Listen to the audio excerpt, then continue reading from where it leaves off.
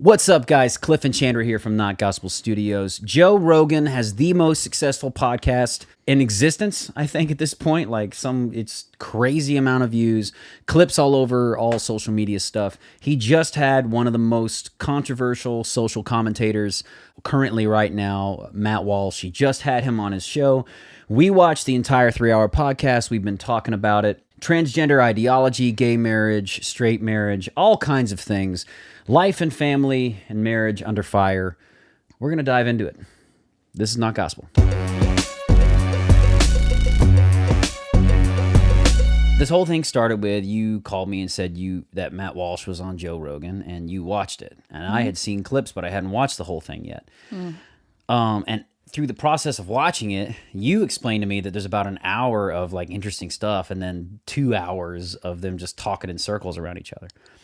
So I was like, well, if that's the case, then maybe we should kind of have a conversation about the meat and potatoes of what they're talking about. Because Matt Walsh, like it or not, is super, super controversial right now. He's like a pretty controversial political I was going to say, do you think he's commentator. controversial? I think in times he's deliberately controversial because he's smart enough about his language, kind of like Ben Shapiro. He's smart enough about what he says that if he's inflammatory, it's going to be probably deliberate. You know, like he's even said, I play the Ben Shapiro character. I know what I need to say and be on the large social scale, and then I have my personal things. If you sit down and talk to me in a one-on-one conversation, this is how I'm going to handle it. But he says those two people, those two personas are the same in what they believe and stuff. He said, but how they convey it has a purpose. Mm-hmm. You know, he has to say things in a certain way when he's in a public speaking thing versus one-on-one. Like if I was rating conservative pundits, I would put him on the bottom of inflammatory people. Matt Walsh or Ben Shapiro? Matt Walsh. Okay. And I might put Michael Knowles underneath him as the least inflammatory. But for the most part, I don't think he's bad at all. Despite the What is a Woman movie. What I'm saying is the nature of his conversation is automatically inflammatory. He doesn't back down. Right. But he doesn't poke and prod you and make fun of you the way Ben Shapiro might. Yeah. So Joe Rogan has Matt Walsh on, and it's basically all about his What is a Woman movie. Yeah. It's a 3-hour conversation. Did you ever watch What is a Woman? Yes.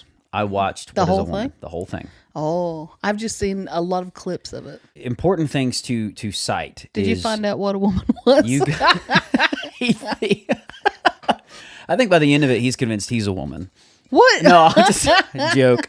No, so the interesting thing is that Joe Rogan comes from a stance of being like a kind of a lifelong liberal up until this point, and he's sort of been leaning towards more conservative. He's actually said on the podcast, if you want to make change, vote GOP. He's told people to vote Republican in this most recent, recent months. But he's agreeing with Matt Walsh on so much of that movie. He actually tells him in the very beginning, he's like, I watched the documentary and I think it's amazing. He's like, it's amazing how you handled it. So I felt like we should talk about some of the things they talk about, get it out of the way quick for people who don't have 3 hours to spend listening to this whole conversation and kind of the gold nuggets and our opinions of it. I feel like there's just 2 things they even talked about. Okay, so, those things you think, what are the things are that you think? What is a woman? Okay. The discussion around what is a woman. What is a woman? Yes. And then gay marriage. That's about it. It was interesting to me how much gay marriage played in. The thing they kind of talk about a lot, in my opinion, about the movie is that the belief that it's not as rampant and widespread what's happening, that people don't realize how much of this is going on. Yeah. How much of this transgender ideology pushing on kids even is going on. They think it's just a fringe thing. Well, we just had our primary or local vote or whatever you want to call it. Mm-hmm. And, Biden was making jokes about the red ripple or whatever it was. Yes. Because people expected a wave. Mm-hmm. And usually during this time, there would be more Republicans voting. But it hasn't turned out as much. And I'm wondering if people just don't care. And I think it goes into the whole what is a woman thing. I think people don't think it's as big a deal as it is, and they just don't care as much. I think that you're not wrong. I think that a lot of people don't realize this is happening with their kids. Mm-hmm. This ideology is being pushed. They don't believe it. Yeah. In the past 7 years, it's been at least probably the most likely estimate is anywhere from tens of thousands to hundreds of thousands of minors who have had some form of gender affirming, either hormone therapy or top surgery, as they call it, which is a double mastectomy, in the past 7 years, something like that. Slightly off topic, but on topic. Yes. You know, when a conservative goes on Joe Rogan, the media will pick out little clips and just rip them apart. And there was something that Matt Walsh claimed to be in the millions that it turns out was like in the hundreds of thousands. And he even said, he goes, Media Matters is going to have a field day with that. Yes. And that kills me because I'd say on things he talked about, I agreed with him, and you can Google and affirm he's right on like 99% of the stuff. Yeah. And the fact that he gets one thing wrong, that's what everybody's going to focus on. Yes. And he's gracious about it. He's like, yeah, I was wrong. No big deal. Yeah. And he makes a joke about it later. Yeah. He said, well, I would say there's another thing that probably is in the millions. And he says, I would say millions, but then I already did that and messed up, But yes, he predicted and assumed that it was in the millions of minors who have went through some sort of gender affirming surgery, whatever, you name it, medication.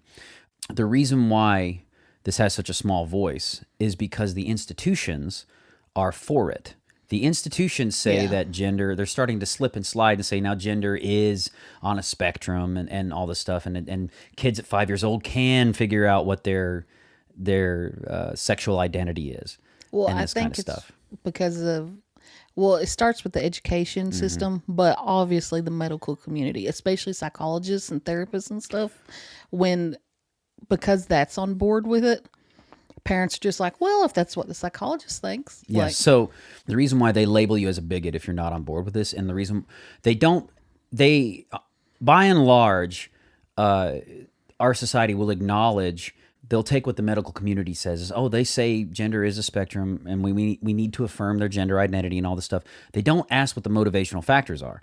And Matt Walsh tells them the motivational factors is each one of these kids that goes through transgender, hormone therapy and whatever, and surgeries represents millions of dollars for these institutions, for the medical communities and all this. There are plastic surgeons who have dropped every other bit of their clientele and specifically do phalloplasties and vaginoplasties and all this kind of stuff. They create genitals. It's not out of their good heart and for charity. They're getting money off They're of this. getting paid massive, exorbitant amounts of money. Yep.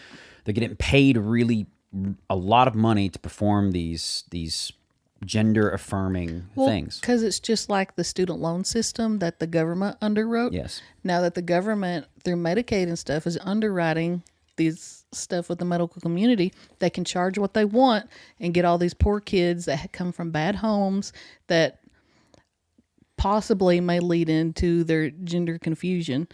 It's literally psychological blackmail. They make blackmail. it binary, yeah. Yeah, they make it blackmail. It's like, listen, your daughter's transgender, and she's going to commit suicide, probably, if you don't let her transition. Would you rather have a living son or a dead daughter? Yeah. It is literally emotional blackmail, and it's awful. When he was talking about the prison thing, people don't even know that's happening.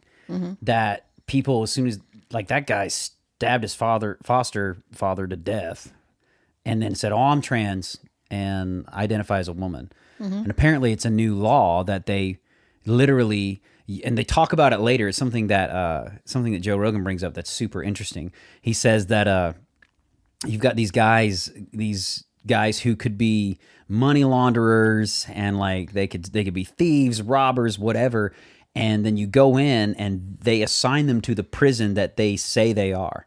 Well, I identify as a female. And they just take their word for it. There's no facts at all. This person who's in jail, maybe for lying, embezzling, or whatever, you don't think they could lie about that? They could scam about what their gender is? Yeah. And obviously they do. That person impregnated, 2 people by transitioning to a female prison? Well, I mean, liberal ideals are often like in this utopia type thing. It's not based in reality a lot of times. It's like with the whole bathroom stuff. Yes. Like they were like, no man is going to pretend to be a woman just to get in the girls' bathroom. And then yet we saw it happen across the country. In Texas, a woman was attacked in the bathroom. A man threw on a dress and went in the Target bathroom. Like it does happen. And it's like they don't believe that there are liars and criminals and mentally ill people who hurt people. These were conditions that existed throughout human history, but they knew what they were. They were fetishes. You know, a man likes to dress in woman's clothes. They wouldn't say he's probably a woman, and everybody has to call him a woman, and everybody has to adhere to his fetish. They'd say he's got a fetish. You know, he's an outlier. The interesting things about their conversation about What is the Woman, the movie, is how similarly aligned they are from their backgrounds being so totally different. Because Matt Walsh is like a Catholic Christian, very conservative type background. Which he tried very hard to not bring up any religious stuff or base any of his arguments on religious things. He only brought it up when Joe Rogan like pulled it out of him. Yeah. The thing that they both agreed on is the emotional blackmail that they tell. You have these doctors who want to make money off the kids, and they tell them, say, listen, we believe your daughter is trans, and would you rather have a living son, trans son, or a dead daughter who will kill herself later? What I love about what you said, the liberal ideology and a lot of these ideals exist in sort of the ether, and they're not grounded in reality. Yeah. What testifies to that is this logic train during their conversation that Matt Walsh goes down that I love. Joe Rogan says all the time that the left denies that the LGBTQA2 plus whatever community and the overwhelming presence of more and more people identifying with it. He says that the left believes that they've always existed. This is not social conditioning. This is not they're not being conditioned by our social, like our culture to think it's okay.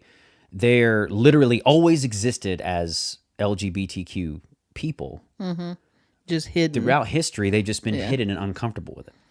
And the thing I love about Matt Walsh, and this is a nugget that I think is interesting to talk about, it was to me, I just was like, man, why don't people think about this? But it goes in line with you said, like, their ideals, it's axioms that don't have to live in the world we live in. He said, if that's the case, and it's harmful not to affirm their gender, and it causes suicide, because they also say that if you don't affirm their gender, they're going to commit suicide, and that's how they blackmail the parents. And we've always had like 20% of the population, or whatever it is, these crazy numbers, living hidden and sheltered in trans people or whatever, and they've never been affirmed throughout human history. He said, then how come you haven't had an epidemic of child suicide throughout human history? Yeah. He's like, why aren't they killing themselves? Because there's never been a culture until now that is okay and affirming and celebratory, like celebrating this trans LGBTQ thing. It's always been sheltered and not accepted. Why hasn't there been for thousands of years? Yeah. Tons of children suicide if it was harmful for them not to affirm their gender identity. Yeah. And they don't think about that. I loved that logic train. I thought that was so cool. Yeah. But they don't align at all on the gay marriage thing in the back half of that conversation. And I thought that was really interesting. Yeah, and not only did they not align, Joe Rogan good and well knew why they had differing opinions and was trying to drag it out of Matt Walsh. He wanted him to be like, because of God. The thing is, though, there's a couple things where Matt Walsh went that I feel like he didn't go all the way. Maybe he was feeling the pressure of the conversation. Yeah. Because he never had to go to God, in my opinion. Yeah. He didn't. So, and the gay marriage thing, because Matt Walsh said what he feels like is under attack is life, marriage, and procreation. Something else. There's three things. And he said, what do you mean by life? And he was talking about abortion, and he's talking about, which Joe Rogan alludes to the idea that he's not for full-term abortion. Yeah. Because he thinks he believes, he feels like, at least he says that at some point there's a human in there. Yeah. You know what I mean? Like, and he may think it's zygote and he may have all these names, but at some point developmentally, he's like, that's killing a human. Yeah. Clearly he feels that way. But Matt Walsh seems like a from conception, pro-lifer. But then they get into marriage, and it's very clear that Matt Walsh thinks he kind of comes from the idea of marriage. The institution is the bond that we've established for procreation. Yeah. On a societal level, not on a religious one, which that's where I was like, I don't think there's anything wrong with religious people arguing their morals from their religious books. I don't care if you're Jewish or Islam, whatever. I think that's good. I think it's important to have religious values. I think religion is good for society in general. And I feel like Matt Walsh was avoiding his personal testimony. And I don't mean testimony as in like, oh, this is how I got saved. Just saying, these are my values and this is why I believe that. He wanted to keep it all cerebral and intellectual and have nothing to do with religion. I understand why, because there's a movement that they call it Christofascism. And they're essentially saying that because separation of church and state, they're trying to make it where overturning Roe v. Wade was Christofascism, where Christians are trying to enforce their religious values on everybody. And it's the same thing with gay marriage. They're saying that's next. Matt Walsh clearly believes that marriage is between a man and a woman and fulfills a specific purpose. And the conversation they have feels so much like the conversation Matt Walsh was having with a lot of the people in his What is a Woman documentary. But on the flip side, when Joe Rogan would put him to the question, Matt Walsh would start circumventing and say, well, why would, and he would kind of work his way around the definition of it. I think part of it was to avoid having a religious discussion, but another part of it may have been just where he was feeling the pressure of the conversation. And like you said, he's able to show that if there isn't intrinsic value in marriage as there is in a woman, then definitions mean nothing.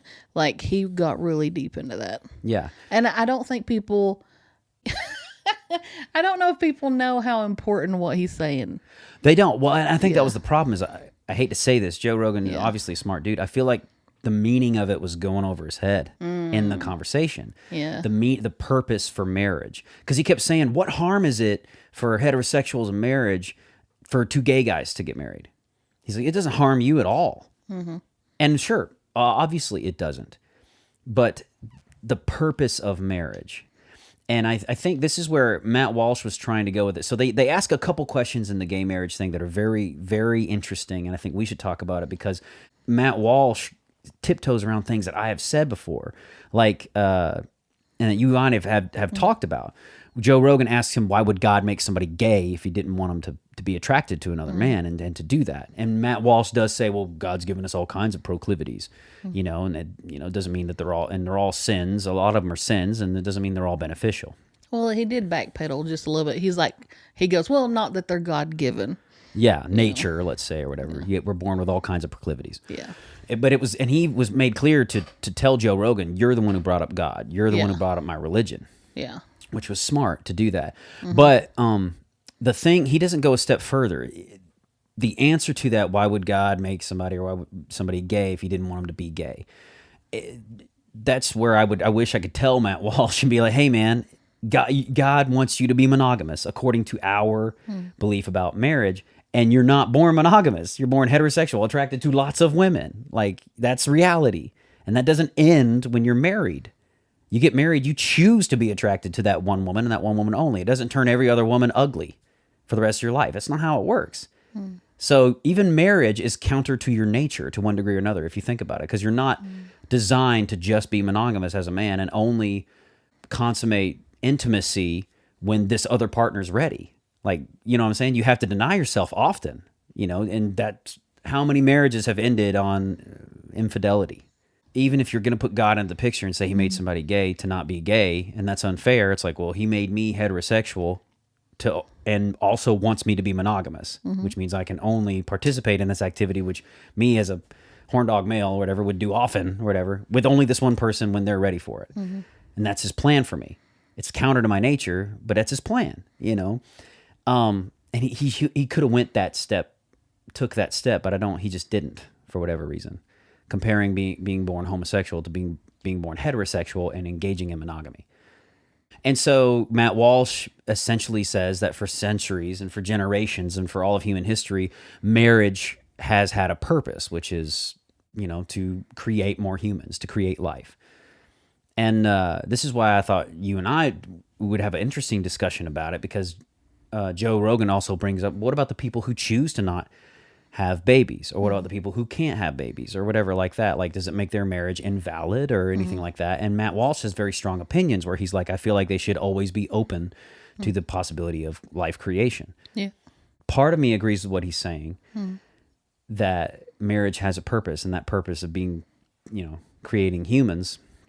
But what's your thought on that? Like, do you more align closely to, in reality, marriage is more about love and that sort of ethereal thing? Like, I want to make a proclamation of my love to you. That's why we get married. Or do you feel like it is more, has utility?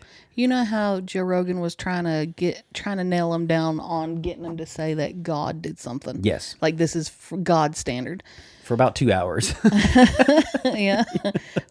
For me, marriage isn't just two people declaring they love each other.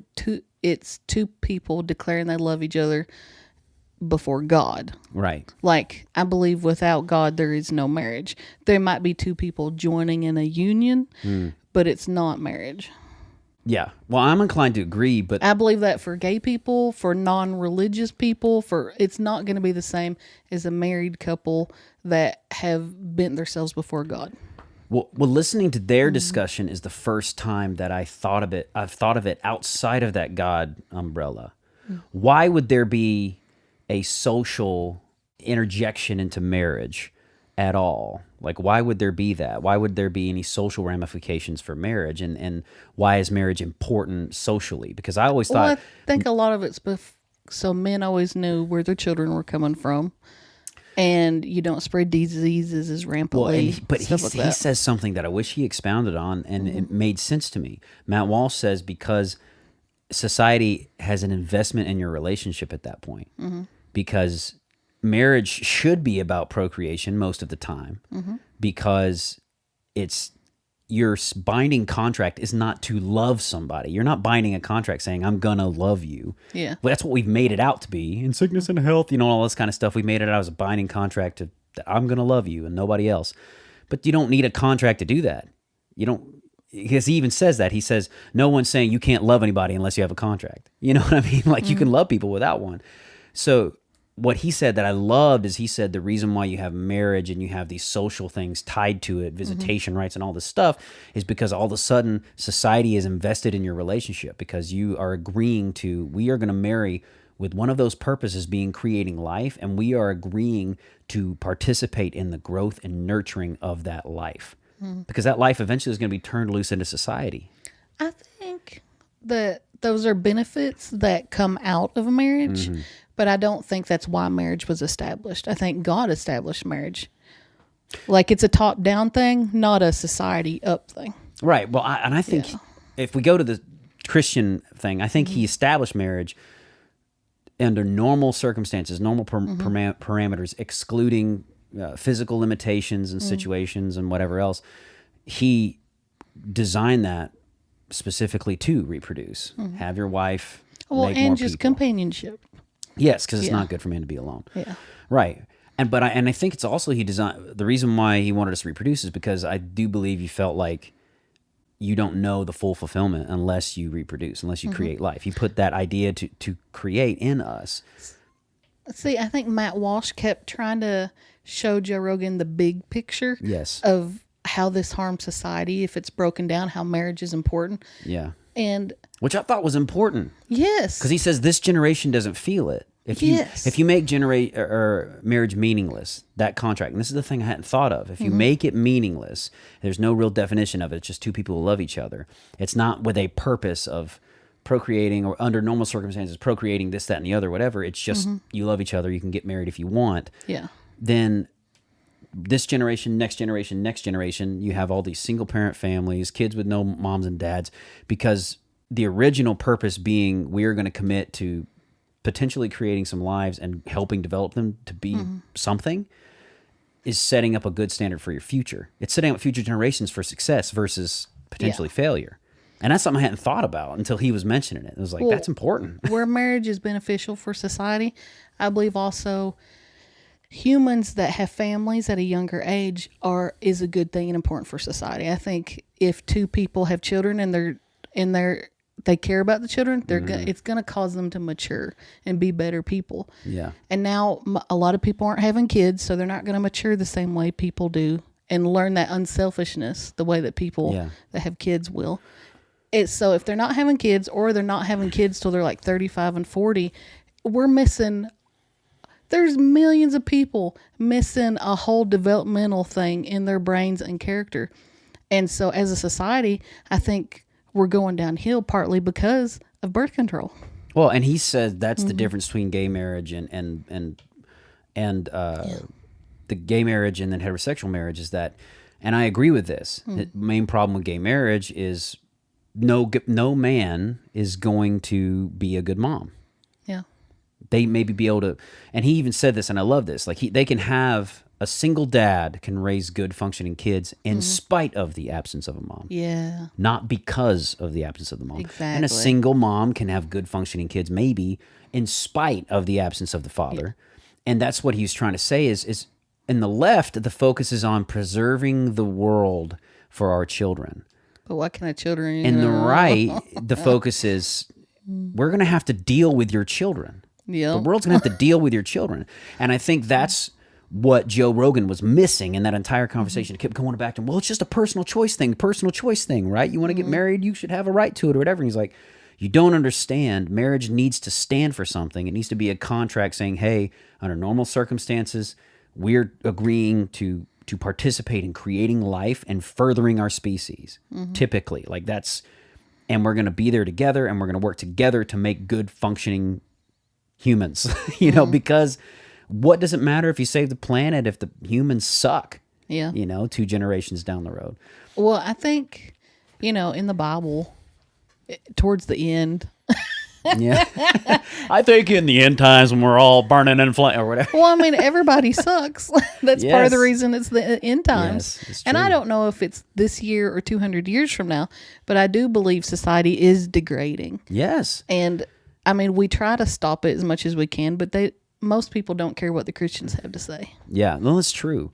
And that's why I think Matt Walsh was smart to not go to the God thing. That's why I wish he'd gone to the God thing. They don't care what Christians say, and so that's why you need to at least demonstrate that you can think of it from a societal, structural, human perspective without having to go spiritually and say, well, because it's wrong to be gay. I think it's great to use logic and stuff like that, but I do think he should have taken things out of this whole big societal, big idea type thing to more personal and God stuff. Yeah, but the reason if you do that, then he gets to say, and Joe Rogan even said that, aren't you just trying to put your personal morals and values onto somebody else, and isn't that That's wrong? what everybody does when they vote. But that's atheists and Christians are both voting their values. That's the reason why he was. It felt like a bait and switch kind of thing with Joe Rogan a little bit, because the reason why he wanted to get him to admit to that, you're just trying to impart your personal values on other people. He thinks Christians are silly. And force them to engage in your personal values,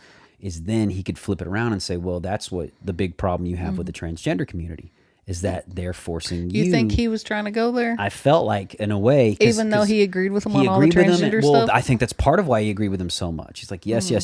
And on the kid stuff, of course he's going to agree. But once you become an adult, he's like, freaking personal choice. Do whatever you want. Your frontal lobe's fully grown. He says it. He speaks from a scientific thing. Always, Joe Rogan does. He's like, once your brain's fully developed, if you want to chop everything off, go for it. You know what I mean? Like, that's your personal choice. You have the right to do it. Yeah. And but he could go with him 100% on all the kid stuff and everything. And they got in this comfortable space. And then he's trying to get him to say, you're just pushing your worldview on others and forcing them to define things the way you say they should be defined, which is exactly the issues that Matt Walsh and Jordan Peterson and all them have with transgender ideology. So you didn't think that the whole conversation was completely organic. You think Joe Rogan had a bit of an agenda and he was pushing towards it? Because it did feel that way to get him to bring in the God stuff. Well, I think it... that happened organically. I think that happened in the moment. The choice to push towards that, I feel like happened in the moment. I kind of feel like anytime he's got a Christian with him, he wants to poke at him a little bit. Poke at it? Yeah. And it may have been. And I think he planned it. Yeah, it may have. Yeah. But and that's what I'm saying. That would make sense as to why it felt so like he was pushing certain questions so hard. They'd talk a while, go back to the question. Why does it hurt heterosexuals for gay people to be married? It's just so silly. Why does it hurt? And he'd go back and they'd talk for 15 minutes and go right back. And that's why I think it was good of Matt Walsh. And I do feel like this, honestly, either he was deliberately ignoring it or it went over his head.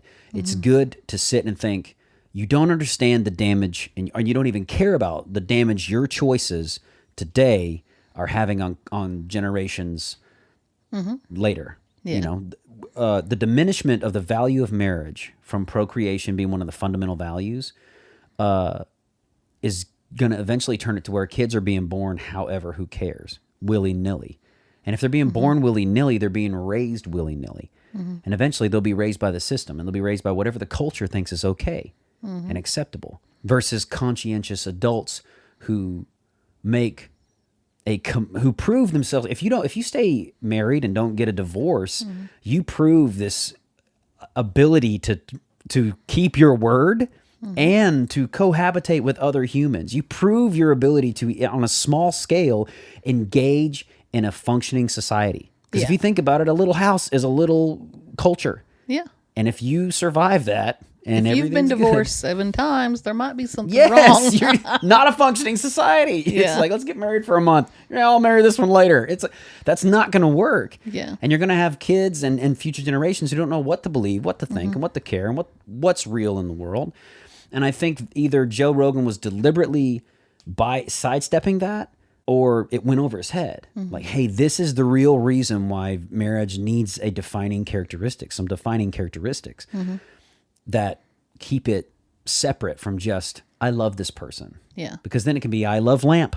I'm going to go down to the corner store and get a judge to sign me a marriage affidavit to my lamp. I think I lean more libertarian like Ben Shapiro does on government should not be in the marriage business. Yes. It should be up to the religious institutions. And anything that has to do with the government should be civil unions. And gay people, polygamists, whatever they want, they can all be civil unions. Well, and Matt Walsh raised good questions when Joe Rogan said, why marriage is two people who love each other and want to commit to each other. Matt Walsh says, why two people? What's the significance of two people?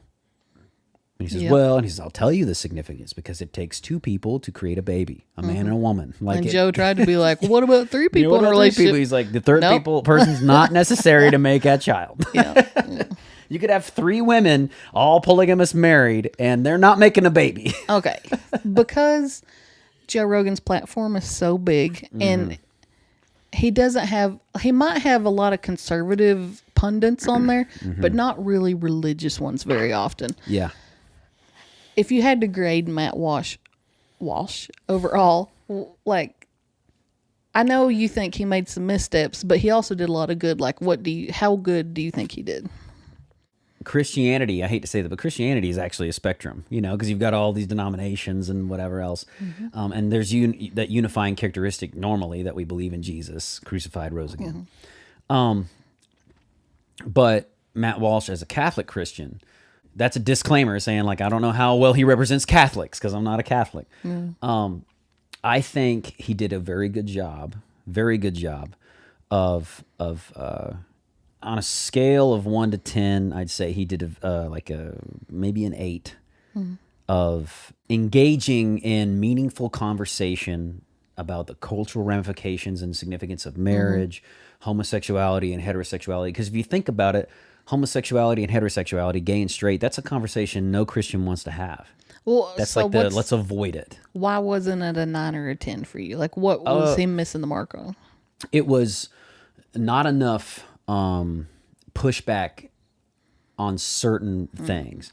Because when Joe would ask him, how does this hurt people? And he started circumventing the conversation. It reminded me so much of the same things that he was accusing those professors and stuff in his movie of, that he'd ask them, what is a woman? And they just, they kind of travel in this little road.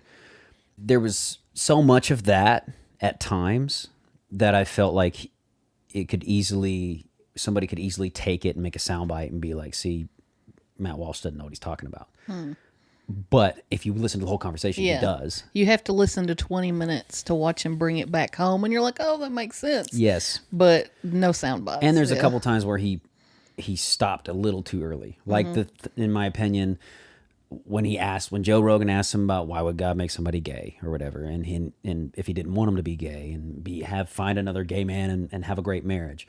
And he never went on to talk about that, like, God made me heterosexual and he doesn't want me to just sleep with everything with legs, and he wants me to engage in this in a specific way.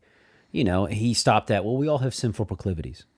And it's kind of like, Give an example. Give a tangible example of something that makes sense to Joe Rogan, where he could say, well, listen, dude, I have my same cross, to use Christianese, that I got to bear, which is I marry one person. I commit to that one person. We have our kids. And every time I see something that's hot on the corner or whatever, you know what I'm saying, or I go to the beach and there's a chick in a bikini that, or if I get flirted with on an airplane or whatever, because he's a celebrity now. I guarantee Matt Walsh, the opportunity for infidelity for a guy like Matt Walsh or Ben Shapiro is probably way more than your average person who's not.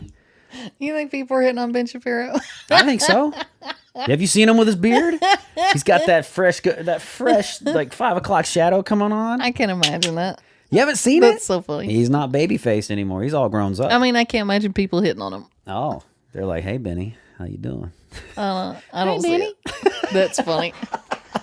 But no, the opportunity for infidelity like that is significantly higher if you're a public figure, if you've got an exorbitant salary, whatever you want to call it. And he's not going to engage in it. God doesn't want him to be unfaithful to his wife, period. I think my criticism is why I don't watch him in general. I've told you before, I don't like his stoic personality very much. Like, he doesn't smile. He doesn't joke around. There's not much levity in his conversations. And all that, it's like, it's hard for me to engage with him. And I bet that's kind of how people feel watching him that haven't been exposed to him before. There might be like, who's this guy who never smiles? He talks in a monotone voice. So you're essentially thinking it makes it feel like being a Christian is like joyless and soulless. Yeah. I'm a dad because I have to be. I've got 4 kids now. And you kind of sound like I tried to. I got 4 kids now, and they.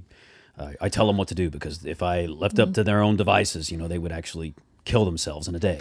Like, I wish he was more personal and nice. If he laughed and smiled more and was more like that, like, yes, between and the two, to engage between the with two, them. you want to be Jewish. If you had Ben Shapiro there, you want to be Jewish versus being Catholic.